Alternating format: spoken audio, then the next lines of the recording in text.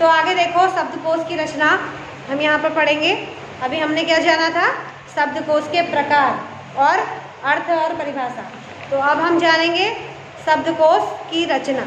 शब्दकोश का संग्रह करना किसी भी भाषा के शब्दकोश का प्रमुख आधार होता है। ठीक है, यह अत्यंत जटिल एवं लंबी प्रक्रिया है, क्योंकि शब्दों का चयन करते समय एक बड़ी समस्या यह होती है कि किन शब्दों का चयन किया जाए और किन शब्दों का नहीं। शब्दकोश में शब्दों का संकलन मुख्यतः दो स्रोतों से किया जाता है। ठीक है, दो स्रोत कौन से होते हैं, जो निम्नलिखित हैं। लिखित साहित्य से, लोक व्यवहार से। लिखित साहित्य यानी कि जो हमारा लिखित साहित्य पढ़ा हुआ है हम उससे जानेंगे, और जो हमारे लोक में व्यवहार में यानी कि जो हम बोलते हैं बातचीत करते हैं उनसे हम शब्दकोश की रचना करेंगे। लिखित साहित्य से शब्दों के संचयन का अर्थ विभिन्न बोलियों एवं भाषाओं में लिखे गए साहित्य से लिए गए शब्दों से है, जिन्हें संग्रहित करके शब्दकोश में संकलित किया जाता है, जैसे संस्कृत साहित्य, उर्दू साहित्य, तमिल साहित्य, बांग्ला साहित्य। इन साहित्य में जो शब्द मिलेंगे हम उनको चूज करेंगे पहले शब्दकोश के लिए। उसके बाद लोक व्यवहार में, लोक व्यवहार से अभिप्राय लोगों द्वारा परस्पर बातें करते समय प्रयोग किए जाने वाले विशिष्ट शब्द जो उनकी भाषा के महत्वपूर्ण अंग बन गए हैं, तथा जो विभिन्न लोक भाषाओं या बोलियों अथवा विभिन्न संस्कृतियों से संपर्क स्थापित होने के कारण निर्मित होते हैं तथा प्रयोग किए जाते हैं, जैसे हिंग्लिश। एक शब्द आजकल चला है हिंग्लिश, आधी हिंदी आधी इंग्लिश को जो लिखते हैं उसको हिंग्लिश कहते हैं।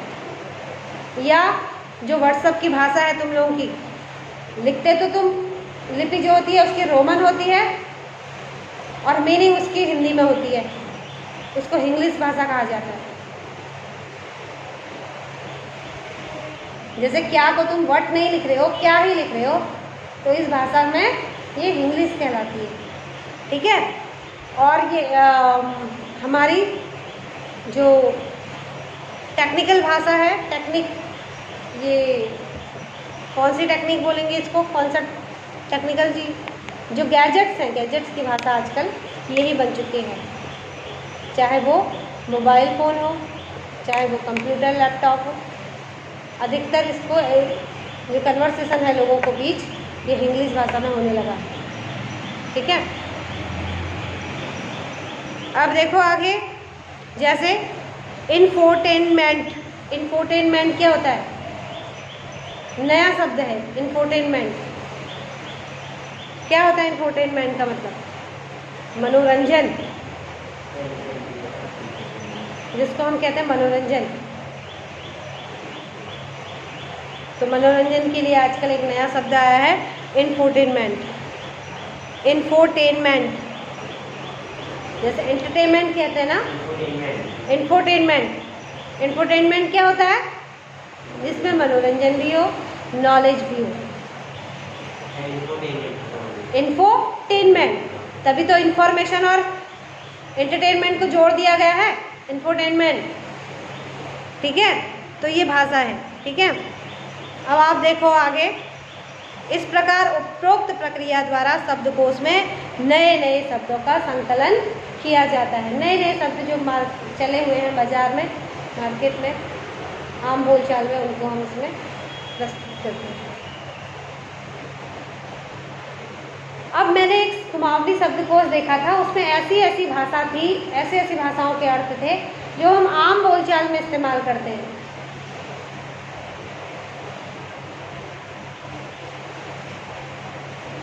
ठीक है, बहुत सी हम गांव में, अगर कोई लोग कुमाऊनी आती तुम्हें, हाँ, अगर हम कुमाऊनी भाषा में बोलते हैं, बहुत से वर्ड ऐसे बोलते हैं जो हिंदी भाषा में हम नहीं बोल सकते हैं, जिनके लिए कोई हिंदी भाषा में कोई अर्थ नहीं होता है। जैसे मैंने मिर्च का जलना ही बताया, हम कुमाऊनी में इसको फसेन कह सकते हैं, लेकिन हिंदी में हमको इसका कोई अर्थ ही, हिंदी और इंग्लिश में हमको कोई इसका अर्थ ही नहीं मिलेगा।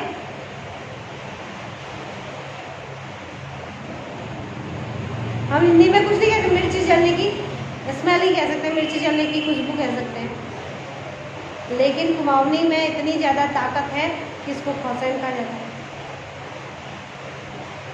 कपड़ा जलने की जब कपड़ा जलाया जाता है, कपड़ा जलने की जब बदबू आती है तो उसको हंतरैण बोला जाता है, हंतरैण।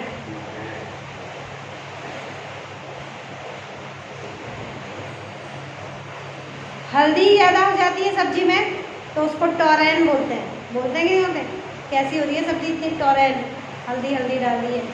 लेकिन इसके लिए हिंदी और इंग्लिश में ऐसा कोई अलग से शब्द नहीं है। हमारी जो कुमाऊनी भाषा है इसमें बहुत अधिक क्षमता है शब्दों के को परिभाषित करने की।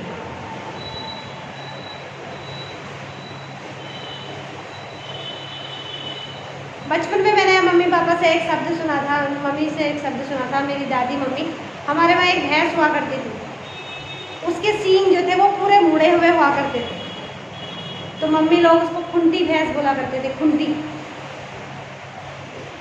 गांव में किसी से बोलो खुंटी भैंस क्या होती है तो आपको बोल देंगे कि जिसके सींग मुड़े होते हैं। हिंदी में कोई ऐसा शब्द नहीं होगा। तराई में किसी से पूछो खुंटी क्या होता है, किसी को नहीं मालूम होगा।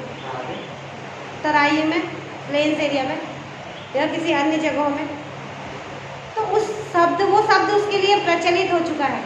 मुड़ी हुई सींग वाली भैंस के लिए खुंटी शब्द प्रचलित हो गया है ना। और अगर लकड़ी वाली रसोई घर है तुम्हारे पास, उस लकड़ी वाले रसोई घर में आग जली है और उसमें कोई सामान है जिसमें उसका धुआं लग गया है और वो काला काला सा हो जाता है, तो उसके लिए क्या कहते हैं? धुआं, पूरा धुआं लग गया इसमें कहते हैं। हिंदी भाषा में इसके लिए कोई शब्द नहीं, अंग्रेजी भाषा में कोई शब्द नहीं। किसी से पूछो धुआं लगना क्या होता है तो वो बता देंगे कि जिस लकड़ी वाली रसोई में अगर कोई सामान रखा है तो उसमें अगर धुएं का राख लग जाती है, धुआं लग जाता है और वो धुएं लगने के कारण वह काला पड़ जाता है तो उसे धुआं लगना कहते हैं,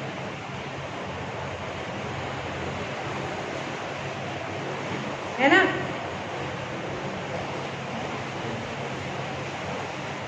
तो कुमाऊनी भाषा के शब्द में बहुत अधिक शब्द संपदा है और उसमें बहुत अधिक क्षमता है।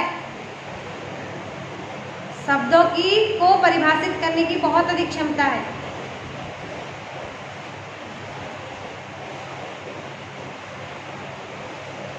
ना। कुछ भी शब्द सोच लो, उस शब्द के दो तीन अर्थ तो निकलेंगे ही, और उसके लिए एक विशेष शब्द भी गाँव उन लोगों के बीच में प्रचलित होता है। जैसे मैंने खुंटी ही बताया, विशेष रूप में वो प्रचलित है वो शब्द, और उसका अर्थ बच्चा बच्चा जानता है ना। उसका अर्थ बच्चा बच्चा जानता है।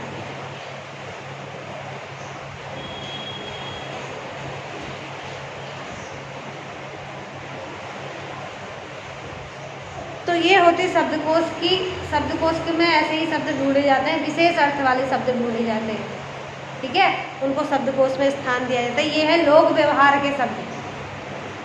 अब हम कुमाऊनी भाषा के अत्यधिक नज़दीक हैं तो हम कुमाऊनी भाषा की ही बात करेंगे।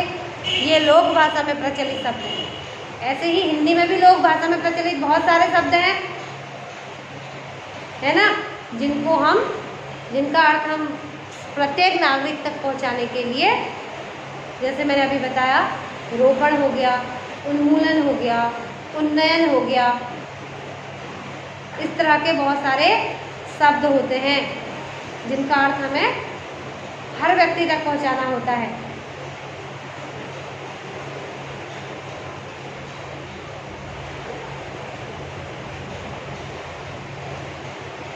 अब देखिए शब्दकोश की प्रयोग पद्धति, इसको प्रयोग में कैसे लाए जाते हैं। ये तो थी शब्दकोश की रचना, अभी मैंने आपको बताया शब्दकोश की रचना के बारे में, ठीक है।